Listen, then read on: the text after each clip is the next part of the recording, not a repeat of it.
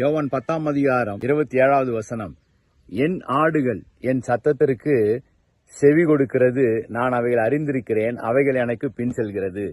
Israel ஜனங்கள் உடன்படிக்கை பெட்டியும் அதை சுமக்கிற ஆசாரியர்களையும் பின் செல்ல வேண்டும் என்று கர்த்தர் சொல்லுகிறார். இந்த புதிய ஏற்பாட்டு விசுவாசிகளாக நமக்கு யார் பின்னால செல்ல வேண்டும் என்கிற ஒரு காரியம். அநேகர் பல தலைவர்கள் பின்பாகவும் அரசியல் தலைவர்கள் பின்பாகவும் நடிகர்கள் பின்பாகவும் போகிறத நம்ம பார்த்து கொண்டிருக்கிறோம். வேதத்துல ஆண்டவர் சொல்கிற என் ஆடுகள் என் சத்தத்திற்கு செவி கொடுக்கிறது.